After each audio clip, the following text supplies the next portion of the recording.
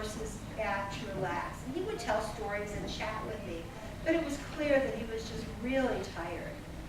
And I hadn't really thought a lot about it until one Sunday when I was sitting at home reading, when I got a phone call from his wife.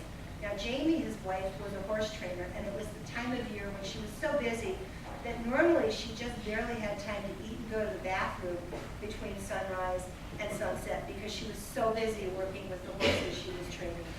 But here she called me in the middle of an afternoon, and immediately I knew something was wrong. And of course, since he was so slow moving, I thought, oh my gosh, some 1,000-pound horse probably got bad, got ill-behaved, and knocked him down and stomped on this little old man who couldn't move very well anymore. And I laugh when I say that because I'm 63 now.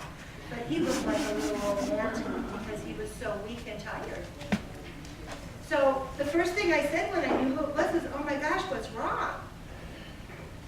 And she said, well, Rip's in the hospital. We were living in Ruidoso, the nearest hospital that had any kind of more than basic facilities was in Alamogordo. And she said, oh, he's over in Alamogordo. He was getting sicker and sicker and complaining of abdominal pain for months now, but he wouldn't go to the doctor. She said, well, last week I looked at him and his eyes had turned yellow. And I got really disgusted with him, and I told him that if he didn't go to the doctor immediately, I was kicking him out of the hospital and divorcing him.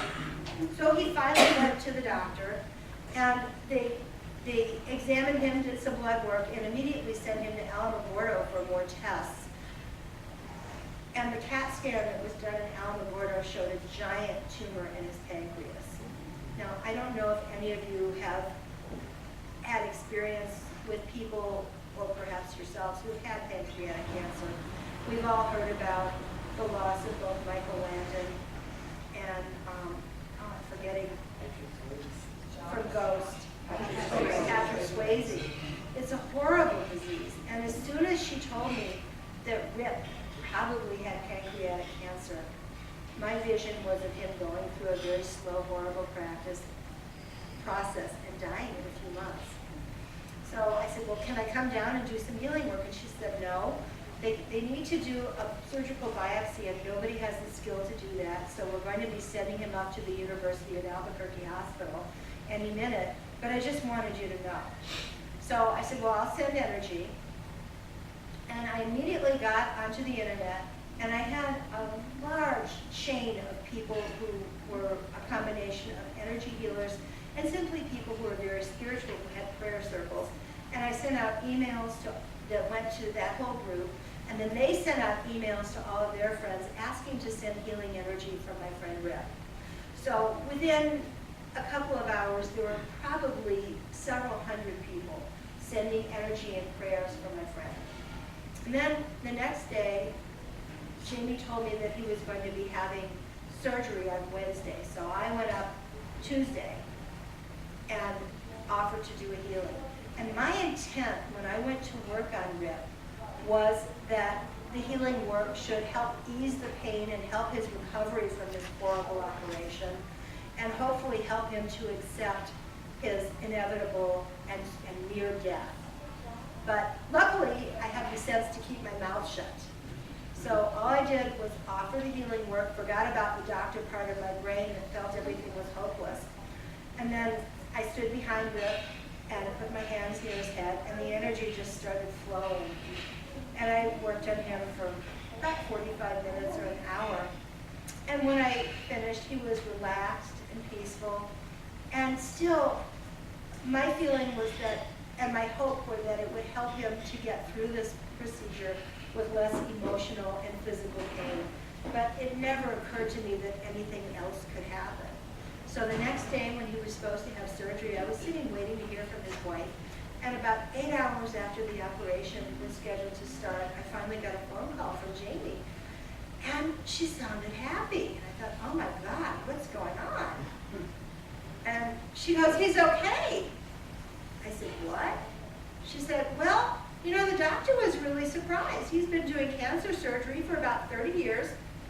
And he told me that when he opened up Rip's abdomen, it looked like a belly full of metastatic cancer. It was in the omentum, which is the tissue that's like an apron that lies over And when he felt around, everything just felt like it was hard and full of cancer.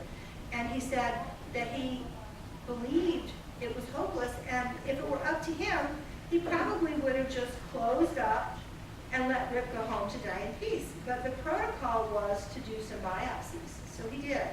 And he sent a number of biopsies down to the pathologist to get frozen sections and prove what he saw with his senses. And lo and behold, the pathology report came up about 20 minutes later, and it said it was all scar tissue. So the doctor didn't believe that. And he'd been doing this for 30 years, and he'd never seen scar tissue that looked like that. So he continued to do more biopsies. He took out all the lymph nodes that felt abnormal, and he started dissecting away more and more tissue. And as he got each bit of tissue, they'd send it to the pathologist. And everything came back benign scar tissue. And the surgeon couldn't believe it. So he worked for, as I said, almost 8 hours total, took out all of this abnormal appearing tissue. Okay, and everything came back as benign scar tissue. So apparently he kept going, got to the gallbladder, found a few stones in it, and he told Jamie, well, it must have been gallbladder disease that caused all this because there's no cancer in your husband. And that may be true, because we did not do any biopsies prior to the surgery, obviously. But my gut tells me it's something different. So anyhow, I actually went back to visit him a couple days after surgery to do some more healing work, and the surgeon came in, and I was still thinking, you know, maybe Jamie didn't really understand what he said, because it doesn't make sense. And the surgeon came in to make rounds while I was there visiting my friend. And I introduced myself as a family friend and physician. I said, so tell me what happened. And he gave me the same story that Jamie had. He said, 35 years as a cancer surgeon, and I couldn't believe that all these biopsies kept coming back benign. So I kept taking more and more until I had all the abnormal tissue out, and they all came back as scar tissue. And then I found some stones, and I figured it must be the damnedest case of gallbladder disease I've seen in my career, and I'm going to write an article about it. So the story Jamie told me was true. My interpretation was a little different. And again, I can't prove it. But my belief is that with the hundreds of people sending energy, somehow his belief that he would be well as their belief that he could get better, had been enough to actually change the cancer, to transmute it. Be that as it may, I'm not telling you to stop doing whatever therapies you're doing. I'm not telling you that you don't need radiation or chemotherapy or surgery.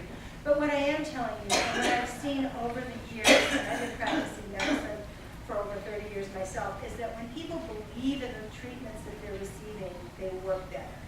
Whether it's radiation or chemo or energy healing or a combination of all of the above, those people who believe they're going to be well are much more likely to heal. It doesn't matter how desperately you want to get better. It really helps to believe you're going to get better. So again, this incredible power of retentive belief, and whether it's about energy healing or spirituality or your religion or Western medicine, getting to that place in your mind and your spirit where you can see yourself as healed is going to make a huge difference. And does that mean that 100% of people will be better? No, it doesn't. But it means that you're more likely to do well